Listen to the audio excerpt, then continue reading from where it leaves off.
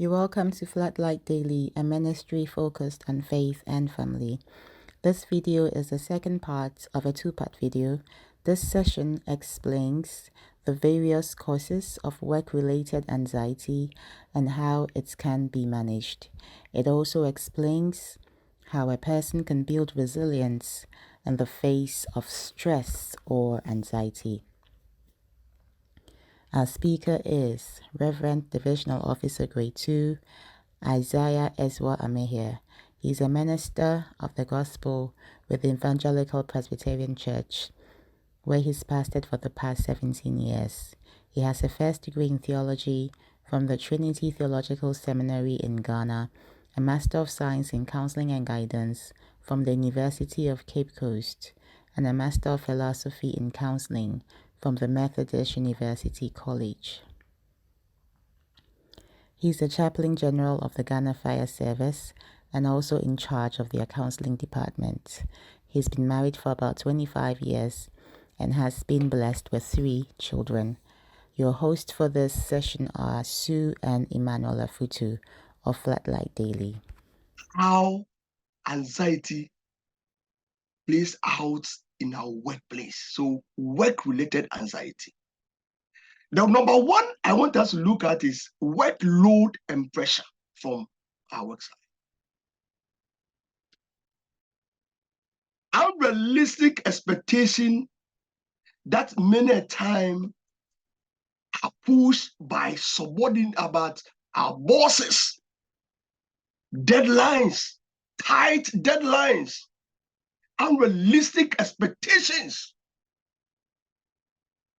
So, for example, an individual wakes up, he wants to go to his, hey, for today too,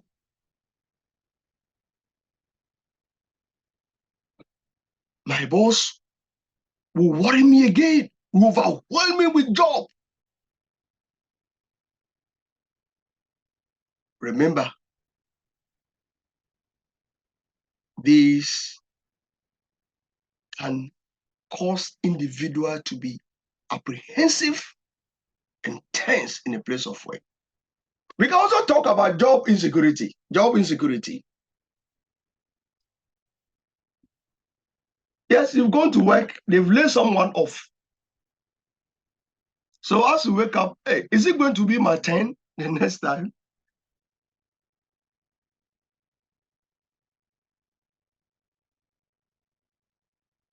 Any thought of the fact that you are not secure in the job you do creates intense anxiety for the worker or the individual.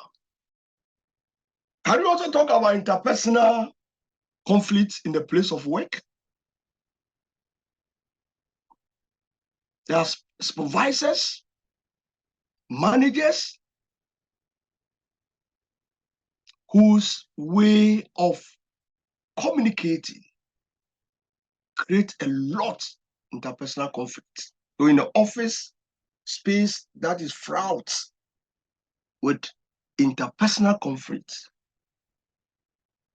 an individual is planted in this environment for long,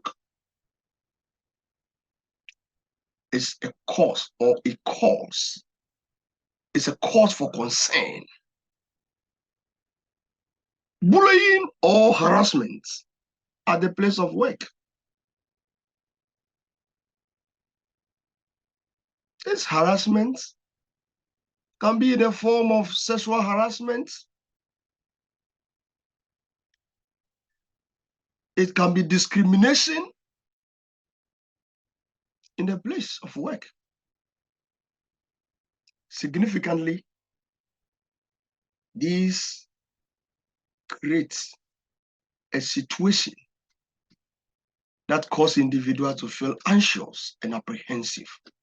Lack of control is another area that we need to look at in a place of work. Lack of control means that the individual is so powerless. He has little control over the work he or she does. Decision making, no. Or it means that anything at all can be given to you to do. Sometimes you may even not have the competency and all these political. So anytime you are getting closer to the work, oh, for today too, I don't know what is in store for me.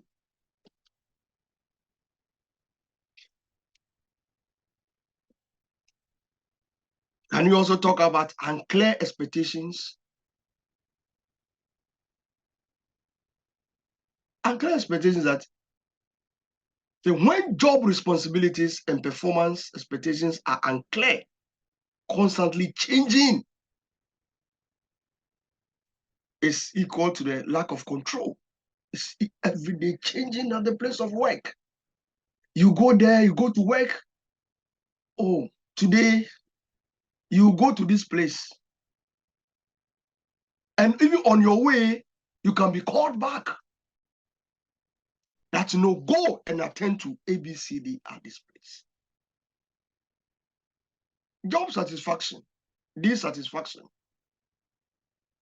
You are doing a job that you have no interest in the job. The job does not give you that satisfaction you want. It's you just want to keep body and soul together. Any work that does not give you the needed satisfaction, many a time predisposes an individual to this anxiety we are talking about. You can also talk about career advancement pressure.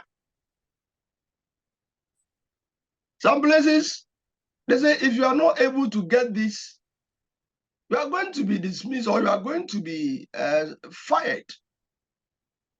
Or you can't cross this line. But the individual perhaps may not have what it takes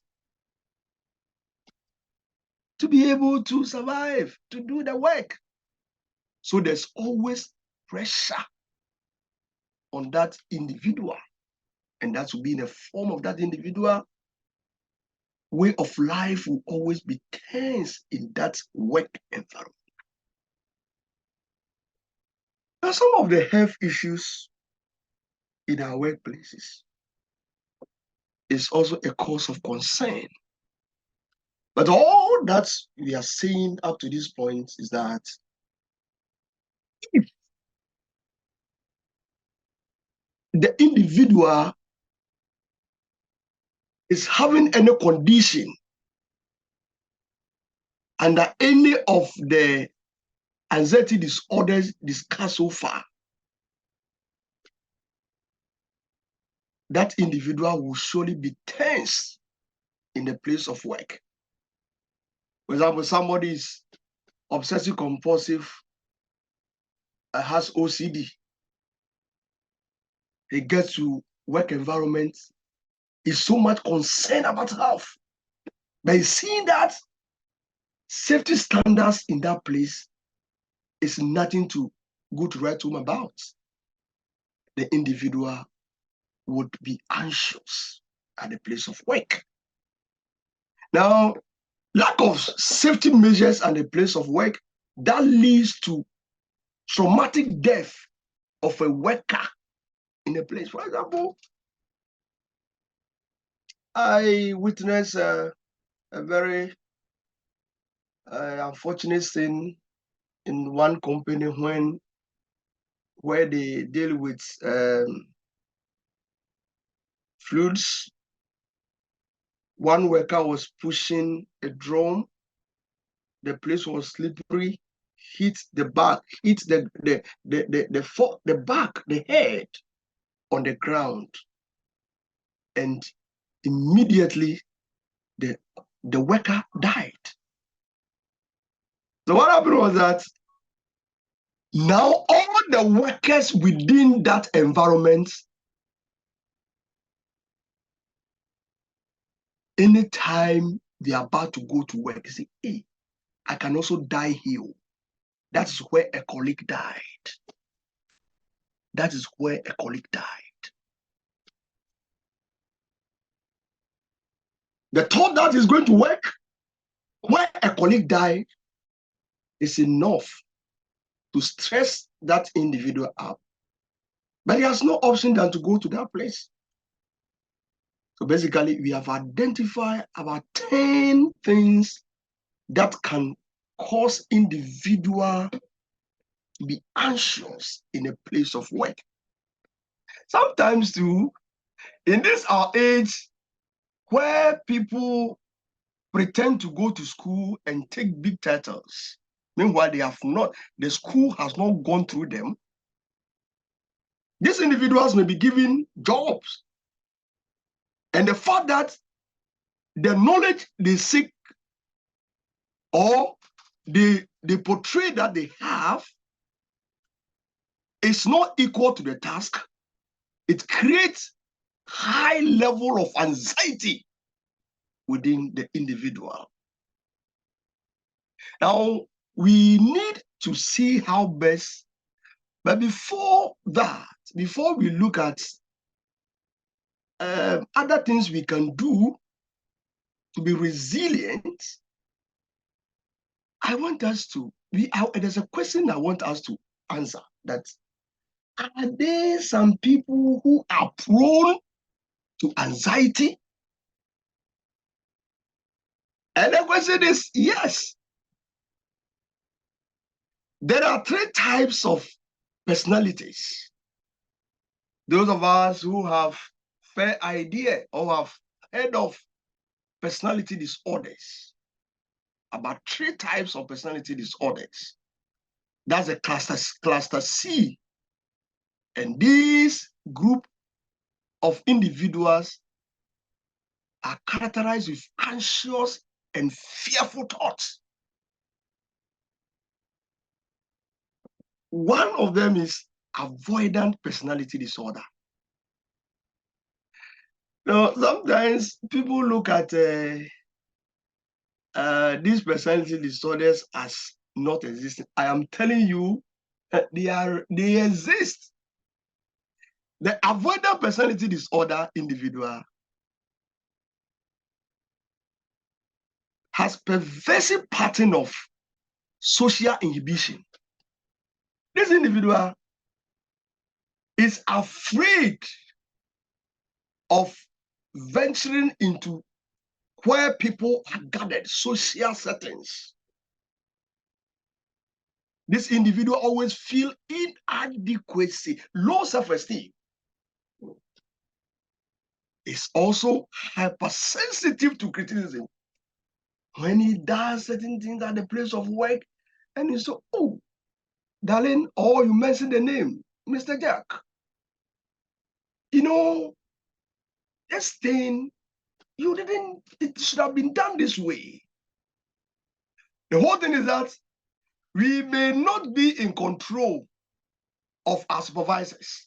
Our supervisors may have a way of going about it, but this individual who is hypersensitive to criticism is always tense in the place of work.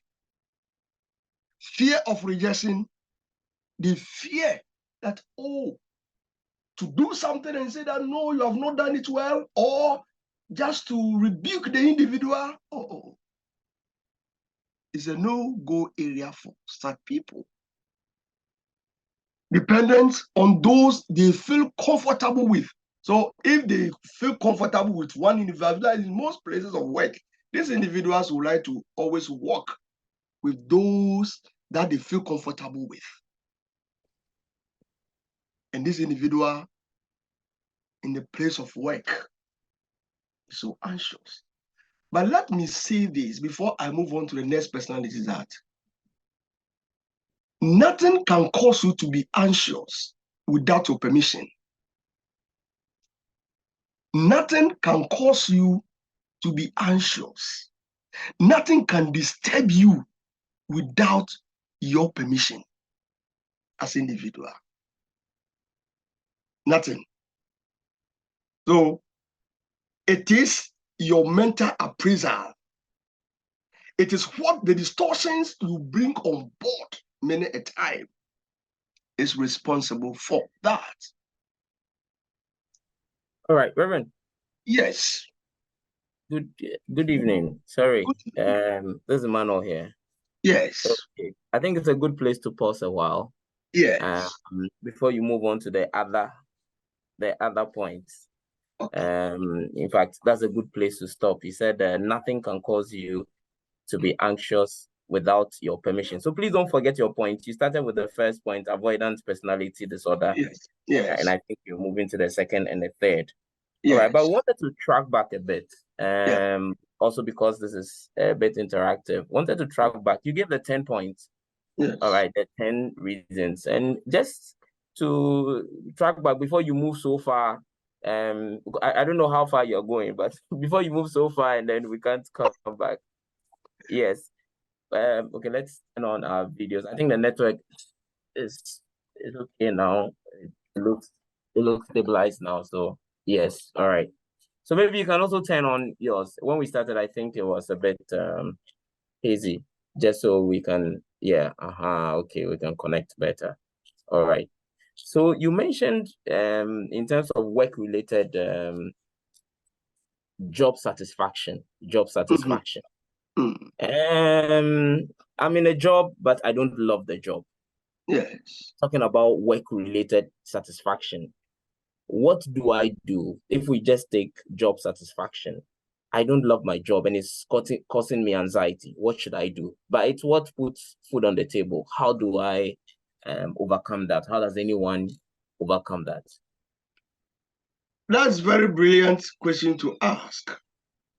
Remember, I said that nothing can have a toll on you without your permission. Yes. Now, if you are listening to me, there are two options. Either you develop yourself and get out of that job, or you can take up counseling. You see, sometimes the way we look at things is the problem. The way you look at it. For example, a lady went to a lay counselor to say that my husband is snoring in the house. I can't sleep. I'm going to leave him. Then the woman said, the lay counselor looked at the lady close and said, have you ever seen somebody sleeping and snoring in a battlefield? You are responsible for why your husband is snoring too.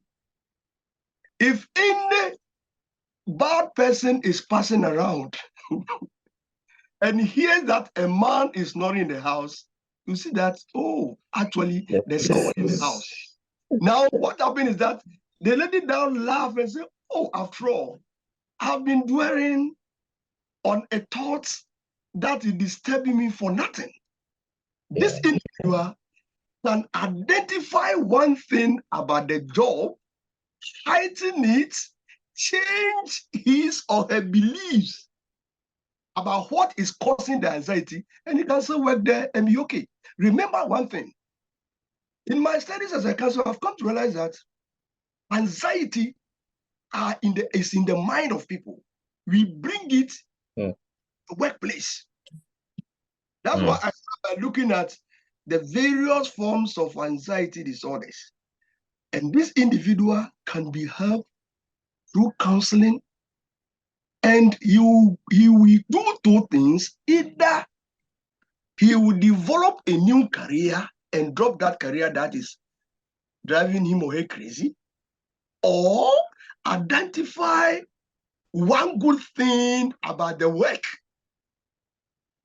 and now discard the negative thoughts that is causing him or her to feel apprehension and uneasy in the place of work.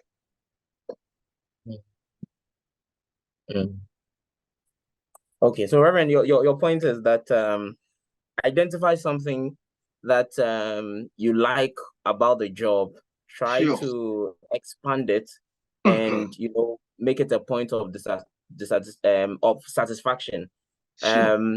Otherwise, you know what? Just try and study something and exit, but don't stay. But Don't if stay. you are in it, try and find what it is that works for you, and then use that as your path to stay, to reduce your anxiety. Yes. Okay. The whole thing is that why I appreciate this program is that, and especially the topic we are discussing in this month of October, where we are talking about mental health. Any situation that causes you either to fight or to run away, if that situation to range on for a long time, my brother, the outcome, you can't even pay for it.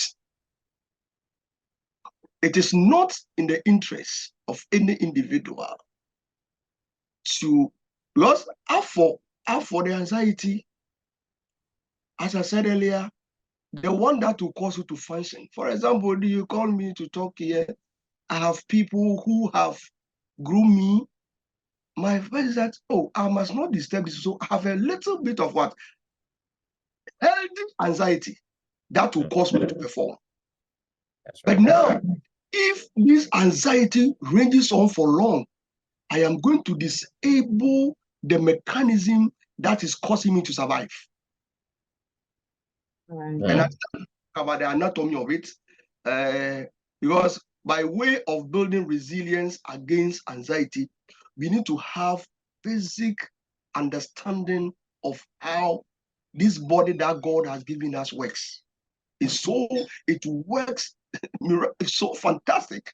But if you go against it and allow the things we see around us, the things our senses picked around us, to cause us to either fight or to run, because anytime this kind of tension is ranging, so remember that what is happening is that you need a lot of there's hormones, stress hormones like cortisol is released into the bloodstream. That's where you have that. You can now, your blood, what do you call it? Your heartbeat increases. It gives you the energy. The adrenaline component also come on top to give you that energy to either run away fast. But this situation, if continue for long, the consequences are die. Okay. All right, Reverend. I mean, you mentioned at the beginning good anxiety, and I think just like you said, in preparing for this, we also have an anxiety here. You know, Sure. sometimes Susie is not sleeping early; she's thinking about many things. So we also have anxiety. Yeah, I mean, in coming here this evening, I had to go and see a relative who was not well, and I was late. So Yes. I also have that anxiety. So that's okay. But I think the point you have raised is that don't let it linger long. I mean, overcome it in that sense. I want us to move to one of the other points you mentioned in terms of anxiety at work. It's on bosses, bad bosses, or good bosses. Yeah. The issue about the job, you said, okay, if you don't like the job, quit. But it's not easy to quit your boss. It's not easy to quit for that one.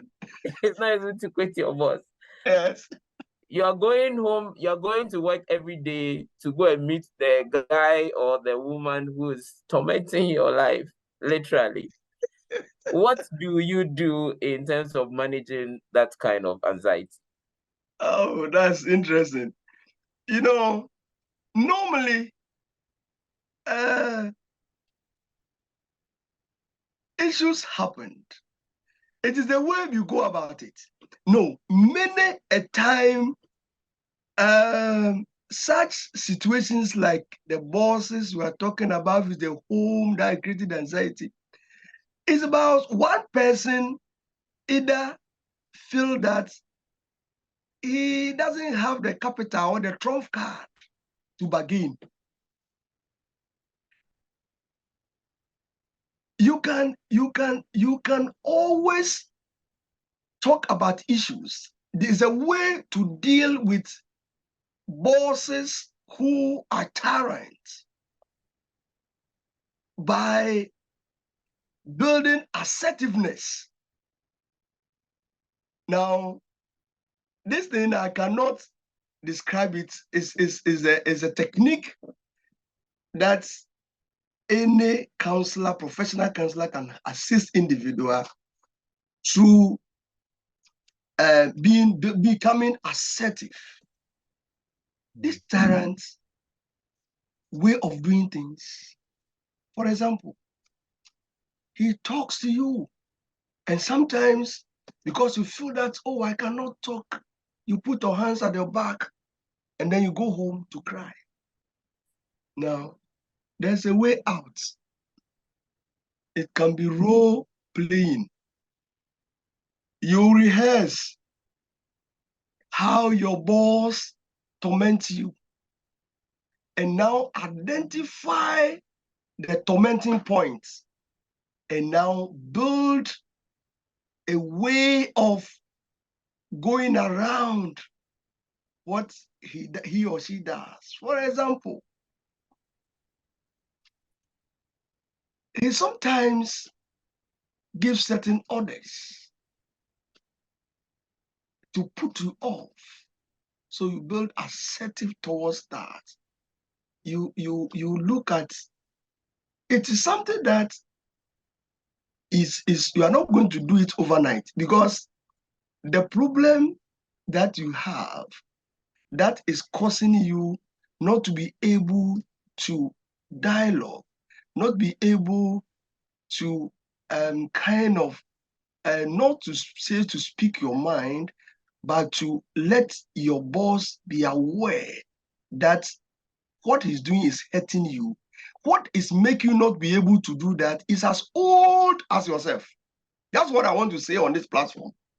So it will not be easy to build assertiveness overnight, but if you can become assertive, you don't quit the job, but you can have a way around. For example, he asks you something. So, sir, in fact, sometimes I get extremely worried or I feel hurt when you don't give me the opportunity to give explanation to why this thing happened. You will be able to disarm the man, you will go, or the woman, you go home and say, I am causing harm to this person. But remember, there are other people too that cannot feel remorse. And those people, the system must find a way to make them conform to standards. For example, in most universities and other places, at the end of the day, people are assessed.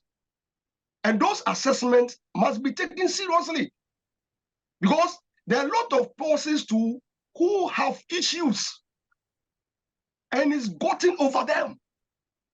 I believe that any individual who is not able to manage his or her problems, those problems find its way into the place of work.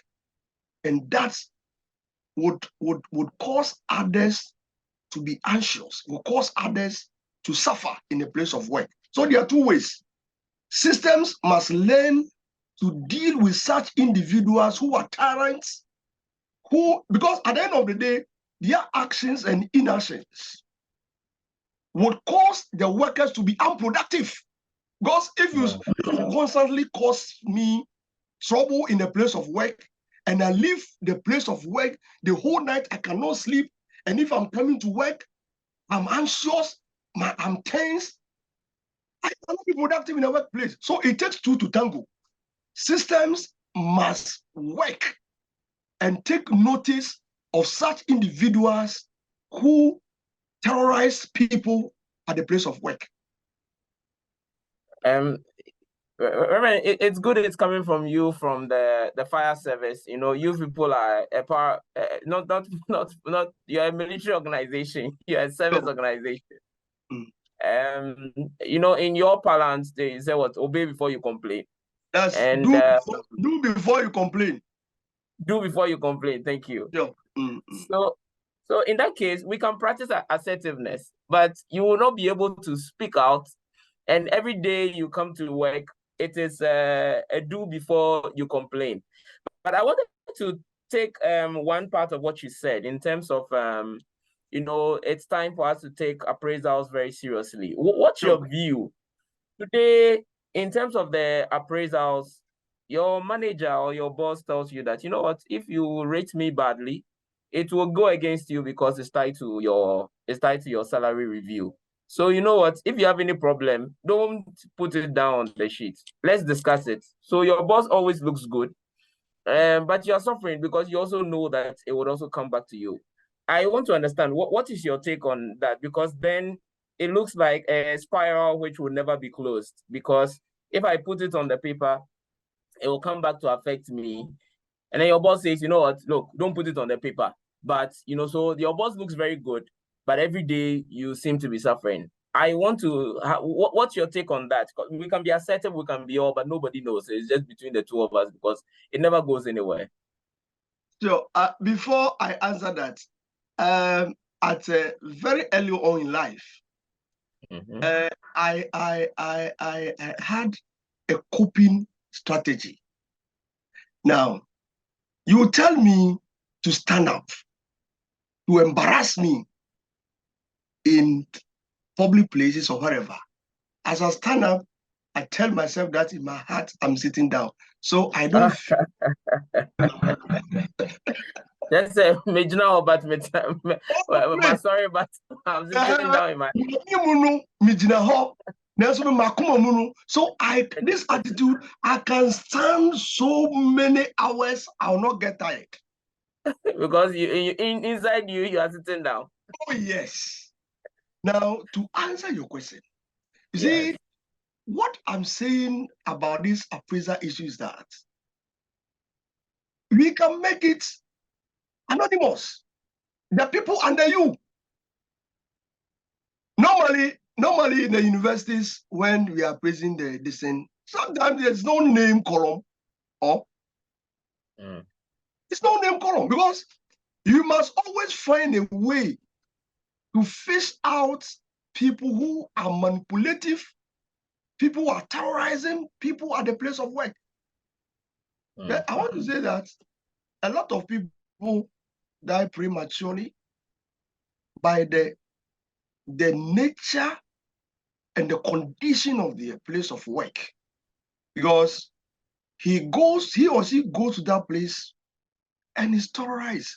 So anytime he wakes up from the morning and is going to work, so am I going to meet this terror again? Oh, but as you rightly said, it is not easy to change job. So the people who other take to drinking, there are other maladaptive coping mechanisms. They take to drinking, they feel sick, they go to hospital and take forms that they are sick. At least if they don't see you for some time, they will have a peace of mind to meet you again. So for that one, in our world today now, what we need to understand is that destructive emotions are the causes of most deaths in our world today. Destructive emotions. So destructive emotions, we can mention anxiety, we can mention depression, we can mention stress. These three things is the killer of our time. So workplaces, if you can get these cameras that would capture how people treat people, is also another is the camera that will monitor people at the place of work, record things, but you may be saying that you are infringing upon the right of people also. But there must be a way out to make sure that our places is gotten rid of all forms of behaviors that cause people to be stressful and engulfed with anxiety. Okay. Reverend, thanks so much. Thanks very much. I think it's a challenge, and I believe we will all take a cue from that in terms of what to do. I like the part about the anonymity, because if you really want to take feedback, feedback is meant to make us better, and many times we misconstrue it as punishment. I ask you for feedback and say, I think you want to punish me. That is why you're asking me, so that you can destroy me. But if we take feedback as measures to get us better, and we do it anonymously, look, tell me what you think, for me to get better, I think it would help us in managing our stresses as well. My last question before maybe Susie also comes in is on the fact that we're dealing with workplace stress. We've talked about the bosses, but sometimes you have colleagues, maybe you have juniors at work who may be going through anxiety. They may be going this time. I'm talking on the level of maybe you have colleagues, maybe you are the leader, or you are one of the bosses as well. You're a manager, supervisor. How, first and foremost, do you identify these people who are going through stresses in the office? You have targets which you must meet.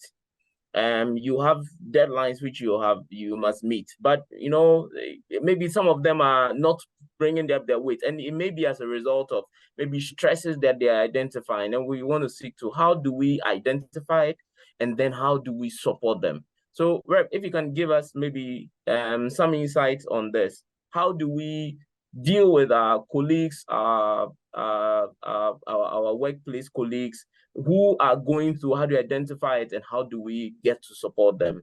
And that's the question, Rev. In terms of the symptoms that we can pick to identify that this individual is going through stress or anxiety, is that what we are talking about? Yes, I mean, in terms of at the workplace side, maybe some practical examples in terms of how you can identify that this person is going through a stress issue, an anxiety issue, and how do you approach in terms of supporting them? All right. That's very good. For example, in a place of work, sometimes absenteeism, an individual very quick, so I'm going to hospital. I'm having this pain here, headaches, and what have you. Even in the place of work, you can see that some people it's not as a result of alcohol withdrawal symptoms, but they will feel physically trembling. You see their hands when he's doing something, he's shaking, and the type of sweat on the person too.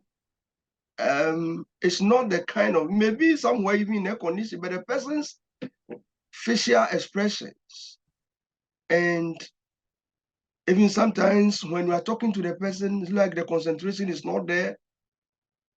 All these point to the fact that an individual is going through any form of stress. Now, how do we help this out? There may be programs that you can recommend for your colleague, or because it's not the colleague, because you have the same, what do I call it? You are not the boss. If you are the boss, programs of this nature, psycho-education programs or guidance programs can be organized in the work environment to sensitize people, to give people indicators, things that shows that, oh, you see, you are not being able to sleep well. You have no appetite for food. and all others. All these are symptoms of severe anxiety that is afflicting you.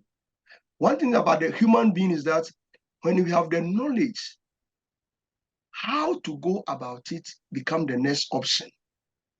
So you may be listening to me, you are working with somebody in office place, he can't concentrate, even if he can't recollect things. If he is calling, want to mention a name, he say, and all those things point to the fact that that individual, because remember that I said something that the mind, the brain of the individual, there are three components. I talk about the amygdala, I talk about the hippocampus. The hippocampus is responsible for memory and learning. So if individual goes through stress or anxiety for a long time, that part of the brain is disabled. He cannot recollect. So when people are traumatized, sometimes they can't remember certain portions of the action. Somebody comes to work, as I said, you sleep, you are talking to the person, then you do it. It means that in the night, the person couldn't sleep well. So as you listen to me, you can recommend that individual to seek counseling or organize programs in a place of work to build with. See, when people have knowledge about what they are going to, what the impact of what they are going through on them, that situation no longer have power on them. They now strategize to take themselves out of that situation. So one, we can talk about recommending that individual for help. Two, there can be seminars at the place of work to build resilience levels of our workers in our workplaces. Okay, Reverend, thanks very much. Just in summarizing just what you said we should watch out for absenteeism. Sure. For when you're talking to them, they are sweating, they are not paying attention. All right, and you mentioned that you've made a statement. It says if people know what they are going through, then it means that they can get out. So sometimes even the identification of it and you pointing it out to them that, hey, you know what, I've seen 1, 2, 3, 4, and the person also accepting it, says, look, it's true. And then you've talked about workplace counseling, and then recommending, you call it psychoeducation programs to come and help them. So I think that really works. Thank you very much. I think Susie will take the next. We see one question in our chat box. It says, this is from George Saki.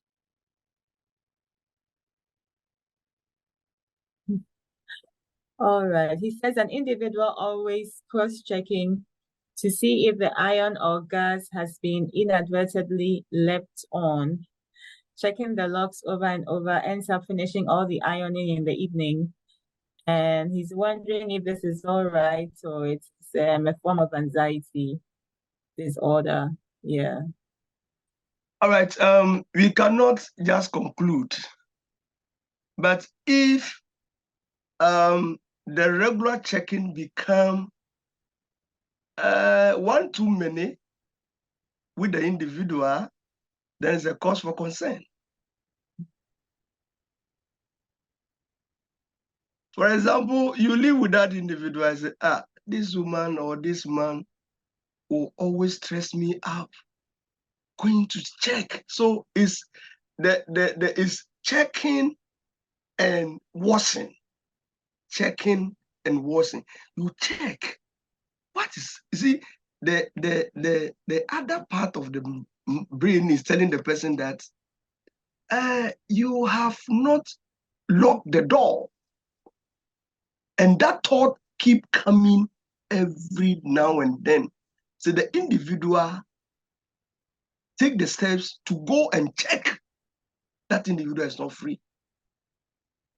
and it's a disorder that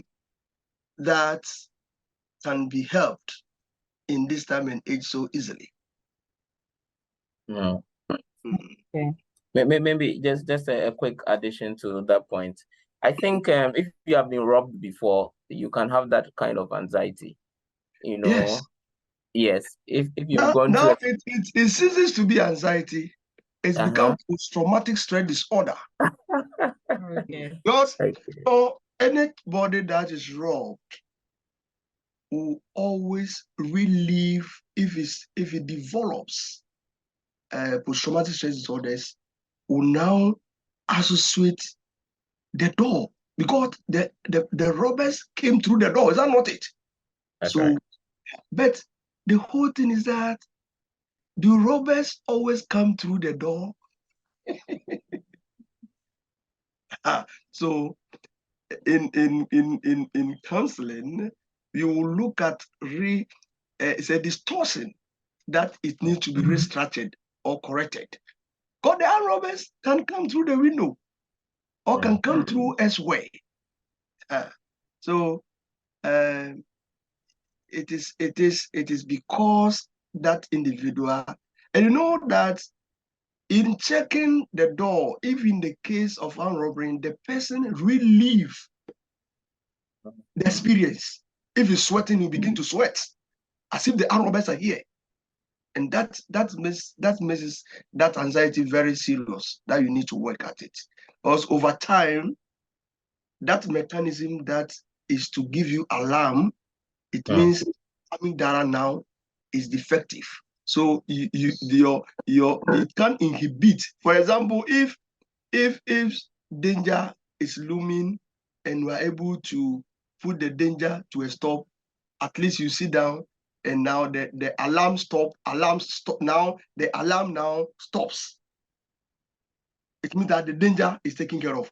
But if the danger is not there, but the alarm keep coming that there's danger, then that is where the problem lies. I mean, thank you very much. This evening, you've given us, I'm learning, in fact, maybe the first amygdala. As for cortisol, I've heard it before. Yeah, adrenaline. Yes. Yeah. We started about 10 minutes late. We were supposed to end at 8:30, but Okay. maybe so we'll just go for maybe I will ask the final question, and then maybe we can draw towards a conclusion. Okay. You were going towards a point, but maybe after this question, you can just maybe in 2 minutes, probably maybe give us the other 2 points which you were moving before we stop. Now, Okay. my question is, you asked the question, in fact, this is your question. Is everyone prone to anxiety? And the question is yes. All right. Is everyone prone to anxiety? And you answered the question as yes. I wanted to just for you to maybe run through on this. How do we see ourselves, maybe at work as individuals, if we are getting anxious? The question is yes. What do we do when we realize that we are prone, all of us are prone to anxiety and we are getting there? What do we do? How do we tackle the fact that we are getting anxious? What from your point are the actions that we should take? Thank you. All right. As I said, anxiety is not bad in itself. That's how I started. And I'm saying that it is the disorder aspect of it that is bad. Like there's no danger, but you are always in danger. That's where the problem lies. There's no danger at all. There's nothing showing that you are going to be fired, but your mind keep telling you that I'm going to be fired. But there's no reason for that. And the question I asked was that, are some people prone to anxiety disorder? That's the question.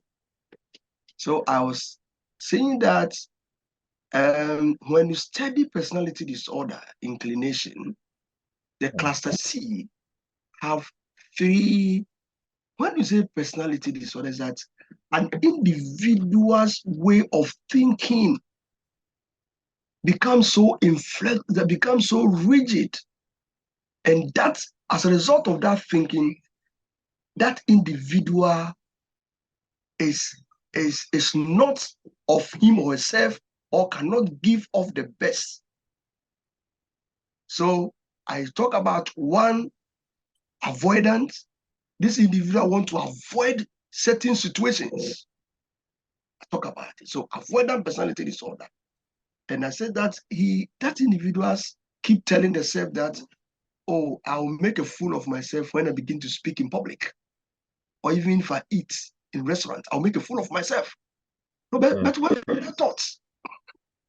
That's what the individual believe, that he or she cannot take certain decisions. And this kind of thought causes the individual to be anxious where there's no need to be anxious. There's nothing there. The other one quickly is that the dependent personality, extreme sense of that I must be taken care of, very submissive, clingy behavior, fear of separation. No, so he's always clinging to people in the workplace. He fears separation. It's unreasonable fear for abandonment. Where from that fear? It's in the mind. And the third one in that cluster C is the obsessive compulsive personality disorder. This one is a bit different from OCD. This individual always want things to go in order, even money. If you want to money, you give him a band of money, he will take time to arrange for the big C's head to go to one place. And so in the workplace too, if you are working with this person, oh, you are dead. You are dead. He would unnecessarily detailed, is perfectionist. And mental or interpersonal controls, he always want to control people around also, to make things conform in a certain order. So in this individual, if he doesn't get things in that order, that individual even cannot go to sleep. That individual can sleep if he is not satisfied. But that individual can also not be satisfied. So if you work with this individual, you'll be anxious. It will cause you to feel tense.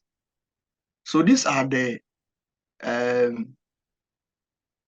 three personalities that are mostly prone to anxiety. So they bring their anxious mind to interpret things that happened in the place of work. Let us remember that there's a book I read, say the body keeps the scores. The body keeps the scores. So whatever anxiety you subject yourself to, remember that if it is not checked for that message of danger to stop, over time, it has deadly impacts on almost on your relationship, on your work, on whatever. So I believe that anxiety that is unhealthy must be checked. And also in our workplaces also, actions and inactions that seeks to stress people up unnecessarily must be guarded against. Okay. All right. Okay. So, Reverend Ezwami here, we know that in Ghana right now, the economic situation and the way things are put some kind of stress on, on people generally. So how can that also be managed? If it's your salary that is not enough, if it's issues of money that's causing stress, How can somebody build resilience or manage that? Yeah. Thank you for that question.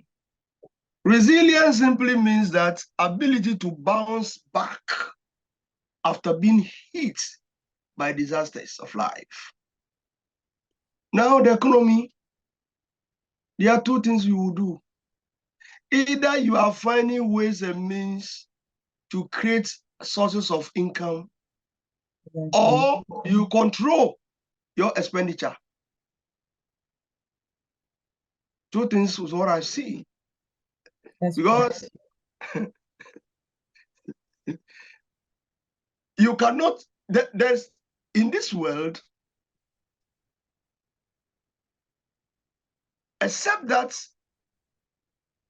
the anxiety has taken over you to the point that you are become dysfunctional in coping. And so if you become dysfunctional, then either you'll be using recreational drugs or alcohol or others. They are destructive. But the world as we find ourselves in today as a cause for two things. You must identify all the holes your actions and inactions are creating, the holes. Now seal them and begin to live a life. The other part is that I'm going to learn a new trade.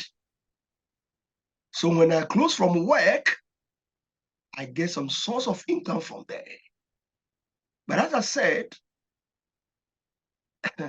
it is always not as easy to be creative. People either fold their hand and feel so sad about themselves and say, we have a very balanced, those of us who are born in the late, early 70s, we are say, if I booze or I forget my problems, those are some of the songs people think that you can double in recreational drugs and other alcohol to resolve problems. So a lot of people either fold their hands, give up, but that's not the way to go. We must learn to be creative. You know, once this is a platform for Christians, have identified certain interventions, and I don't know whether time will permit us to talk about some few of the interventions. Just we can go through just a few of Yes, them. 1 year. So, anxiety of any kind, there are medication for them. But medications are always come with side effects. I want to recommend cognitive behavioral therapy about restructuring the mind to be able to be adaptive. You can also talk about assertive training. We can talk about this systematic desensitization that is confronting your fear in a professional way. You can also talk about cultivation of sound Christian spirituality. Cultivation of sound Christian spirituality. If you read Matthew's Gospel, chapter 6, verse 25 downwards,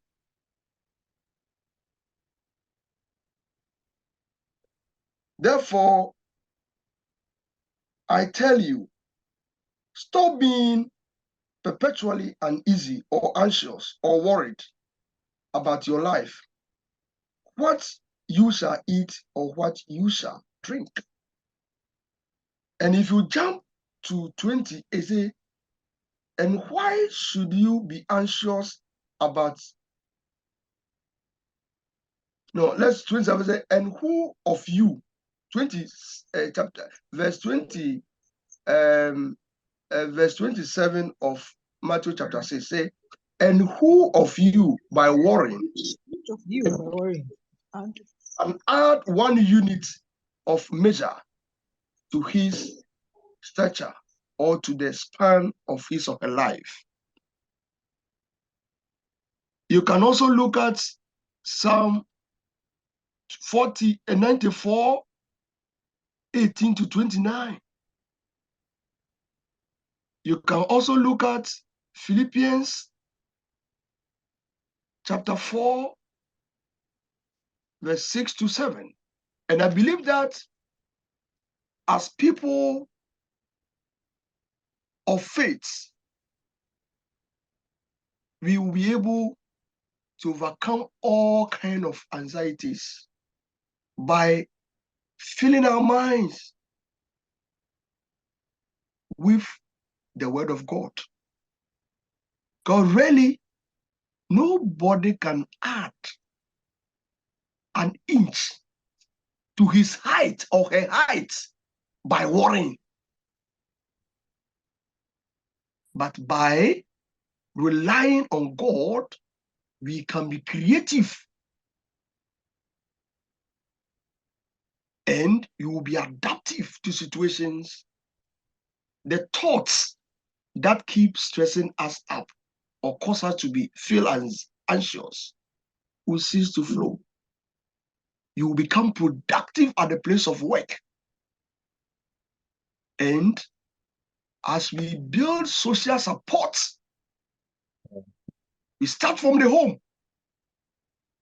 What is the relationship between you and your spouse? Today, a lot of people are saying all kinds of things.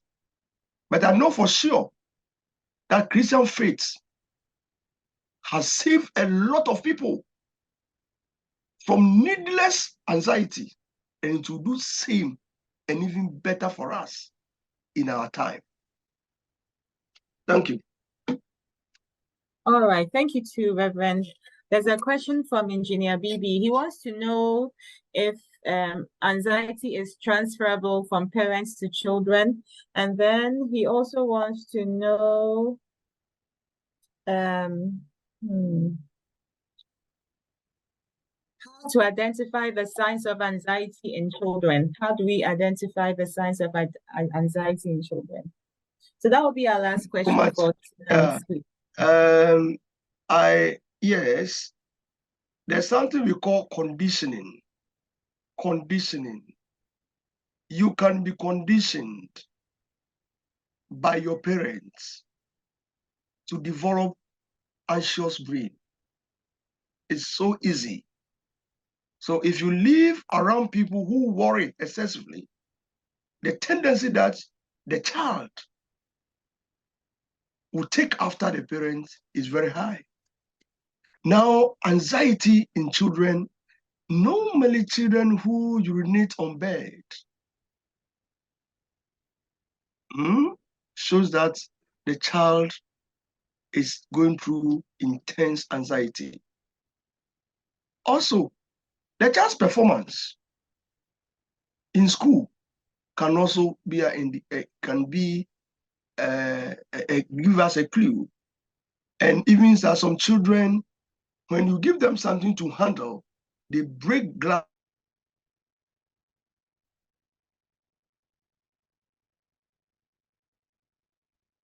glasses.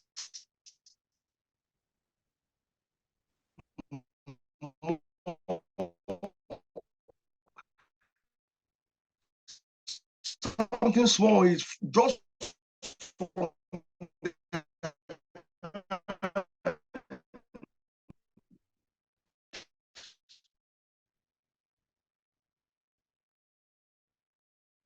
those are the signs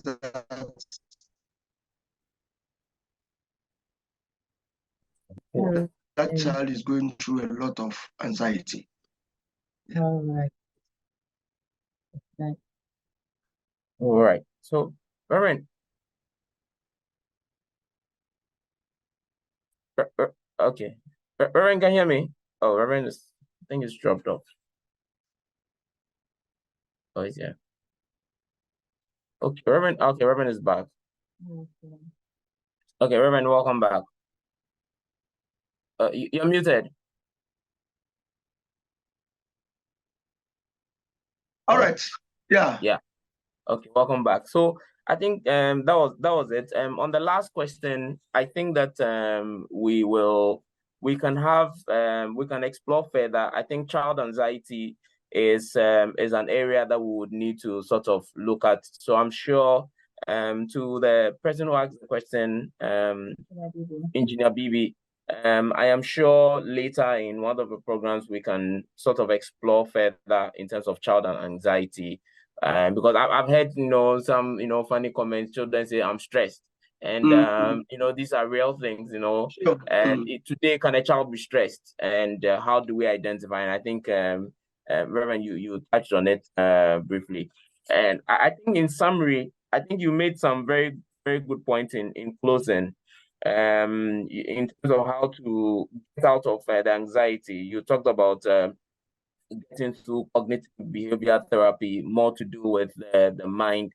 And then you talked about assertiveness training. And I think that's one of the things that we really need. I remember the first time I attended any assertiveness training. In fact, it was a program we're running. We invited Dr. Soti, and Okay. she really did that was the first time I'd heard anything on assertiveness training, and I think it was, yes, very important training. And then you've talked about systematic desensitization. I am sure sometime we'll go deeper into that one. Yes, and then the last one you mentioned was cultivation of some Christians' spirituality. And then you read Matthew 6, be anxious, do not be anxious. If you are anxious, which of you anxious has added any shred of hair to their body. And I think for me, these are very key things I've picked. I think you've mentioned some very important statements, some which I wrote down. Nothing can cause you to be anxious without your permission. Anxiety is in the mind, and we bring it to the workplace. Among many other ones you said. We'll try and do a summary, and then on the link, when the link is shared, we will have some of these other ones over there in terms of summary for all those who have joined and for those who may pick it up online. I just want to say thank you very much, Reverend, for being with us tonight. I'll hand over to my senior to close us for tonight. Thank you. And all right. I'm done here. So thank you very much, Reverend Isaiah Ezwa Ami here, for being a speaker for today and throwing light on anxiety, work-related anxiety. Thank you all for those who have joined. We have some of our old-time friends on the call, and people I've not seen in a really long time. And it's nice to see you here, Mr. Busimche Asa. I will try and give you a call. It's always been on my mind. And for all the other people, Della, Bralord, I see Auntie Senna as well. Thank you all, Engineer BB. Thank you all for being here, for joining. Our parents were also here at the point. I don't know if they are still here. We are so grateful to all of you for being a part of our program today. And we encourage you to follow the ministry, Floodlight Daily. We are on Facebook, on Instagram, on YouTube. The programs we've done in the past on depression, marriage, etc. You find the videos on our YouTube channel.